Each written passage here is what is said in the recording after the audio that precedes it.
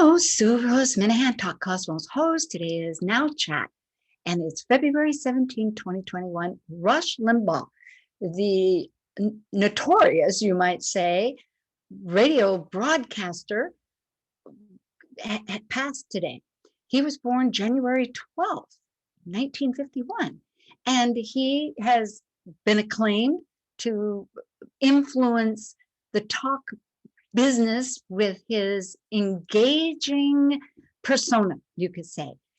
There's many elements that contributed to this man's tremendous power, himself for one, and the times. Let's see the screen right now while we talk about this event and this personality.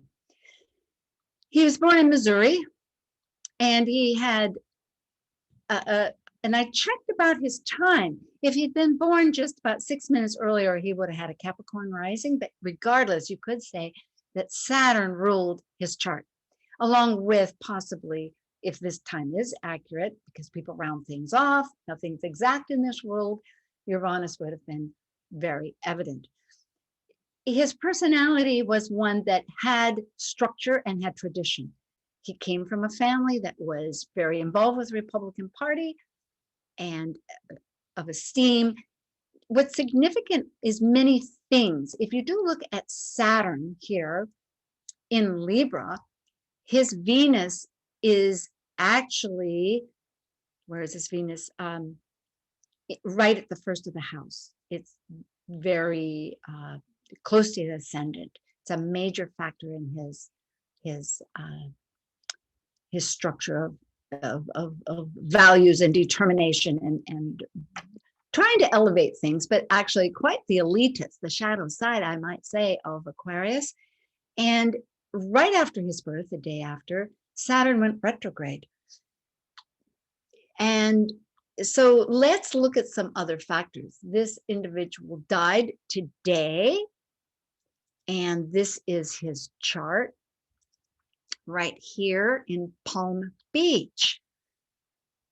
And if we look at the bi-wheel, well, let's talk about who this person was. In 1987, Reagan, who had been his idol, repealed the Federal Communications Commission's fairness doctrine that said that you had to include on any issue the opposing side. Rush Limbaugh talked issues and his opinions, rarely gave any substantial sources. And his passion is really what carried his personality through. He ended up with over 600 stations because he did go to the national. He was a nationally with all of the radio shows.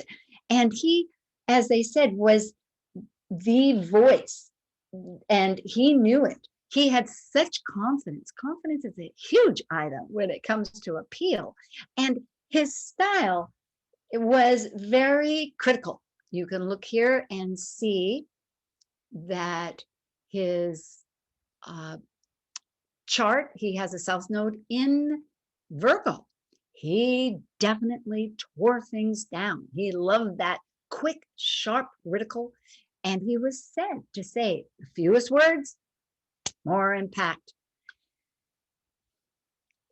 There's many factors. If we look at what was most interesting is this measurement called the progressed chart, shows the emotional impact. And in a death chart, you look at Jupiter because that's expansion and you go off into the heavens. It's a relationship. And it is exactly conjunct on the day he died with his natal moon and the North Node. North Node too, actually. Also Ceres. Ceres is a signature in death charts of death. Ceres lost her child in the mythology to Pluto in the underworld and had great grief. And here it's conjunct his natal Mars. And you could say that cutting, Mars separates. So there was a separation of possible grief, loss. It is that signature in a death chart. It can be quite appropriate.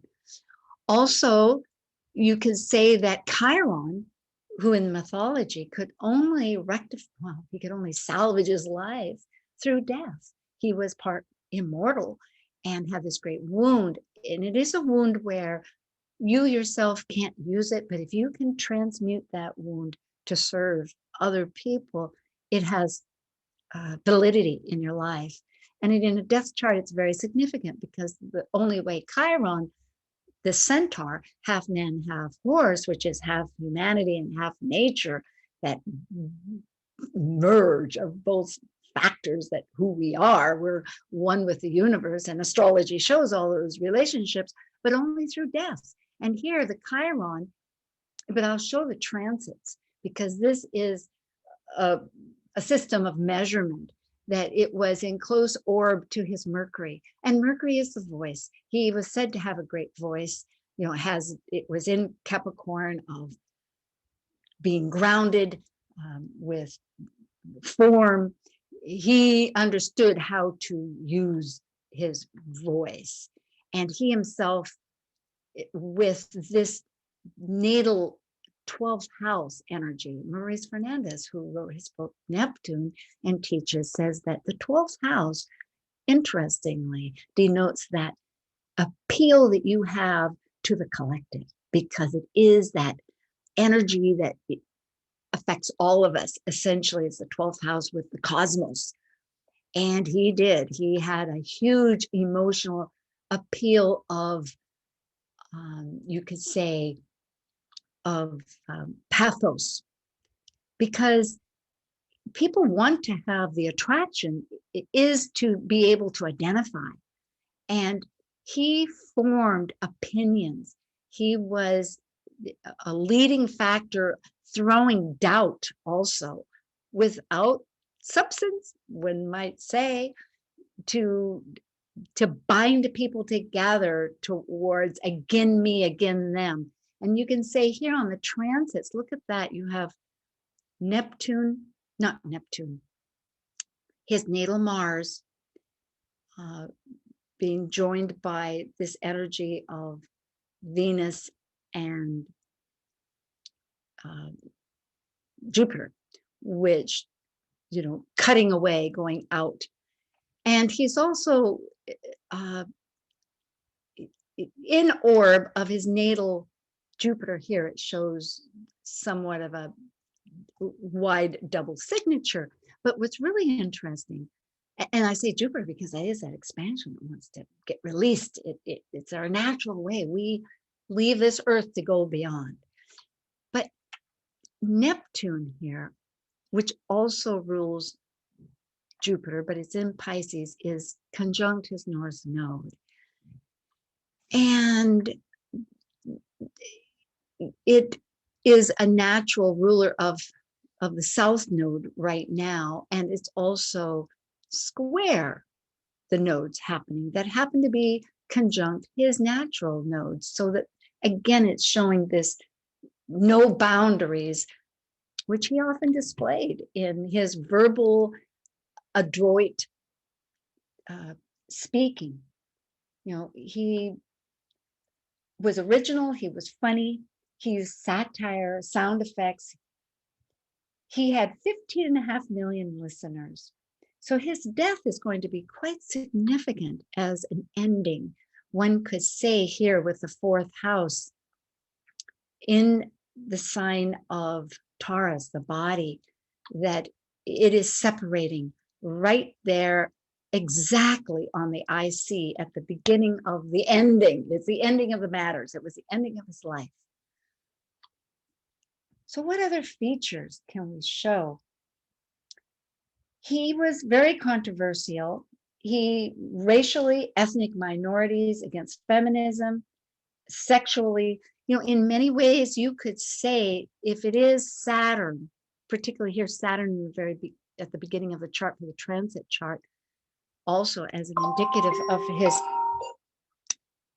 great belief to the old structure, smoking those cigars. He died of lung cancer. That used to be with Marco Grouch during the early last century, that people smoke cigars. And perhaps we can look at this to find out what's the appeal of unifying us. Yes, it's great to have statesmen uh, discussions, but on what basis? And pathos is great, but what's unifying rather than divisive, me against them? It's that old shadow side of Venus. Well, blessings to you. Do subscribe. It's easy to do, and comment. Controversy. And let's go on. Thanks.